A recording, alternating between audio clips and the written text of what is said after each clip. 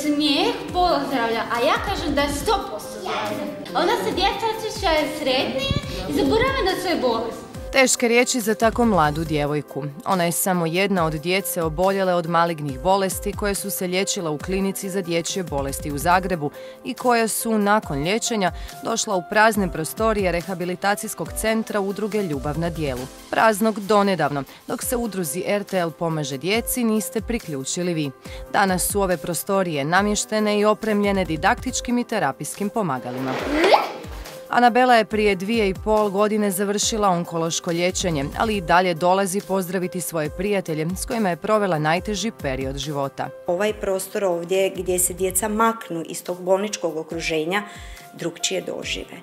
Oni se sami lakše opuste, znači u igri i u razgovoru sa psiholozima, sa bilo kim, već da se to događa direktno u tom bolničkom krevetu. Djeca liječena od malignih bolesti u 90% slučajeva imaju dugoročne psihofizičke posljedice, a terapija je puno učinkovitija i uspješnija kroz igru. To je jedini medij na koji način možemo dopriti do djece i na taj način s njima možemo ući i u lijep odnos i u komunikaciju. Ono što im je potrebno su davno prepoznali naši dugogodišnji partneri iz HT-a. Još od daleke 2007. godine dodjeljujemo brojeve za ovu humanitarnu akciju i na taj način je prikupljeno preko 13,5 milijuna kuna za nekakvih 200-tinjak različitih akcija i izuzetno nam je drago da je tim akcijama preko 300.000 djece obuhvaćeno diljem Hrvatske i na to smo jako ponosni. Uz partnerstvo s našom udrugom, HT-ov dugogodišnji humanitarni i društveno odgovoran rad je prepoznat i nagrađen indeksom društveno odgovornog ponašanja. Ništa od tih akcija se ne dešava zbog nagrade, ali svakom je drago kada je priznanje stigne jer nam to na neki način daje poticaj i za daljnji rad i za još veći trud i daljnja ulaganja.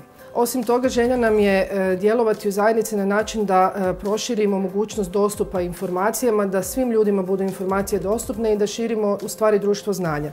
Jedan od najvećih projekata na kojem radimo i na koji smo izuzetno ponosni je u stvari naš STEM hub, jer HT je najveći STEM poslodavac na tržištu u Hrvatskoj i zbog toga nam je jako važno širiti tu klimu u društvenoj zajednici, odnosno raditi sa mladim ljudima na način da otvaramo radna mjesta koja su im atraktivna, da ta obrazovanje i edukacija budu ciljani, da mladi ne odlaze iz Hrvatske nego da ostaju ovdje i zbog toga surađujemo sa akademskom zajednicom, sa studentima kroz razne programe i stipendija za studente i otvaranja praksi, da se upoznaju sa budućim radnim mjestima i sa tehnologijama na kojima radimo. Veliko hvala našim partnerima i vama, dragi gledatelji, na svim velikodušnim donacijama kojima smo ovoj djeci uspjeli barem malo olakšati život.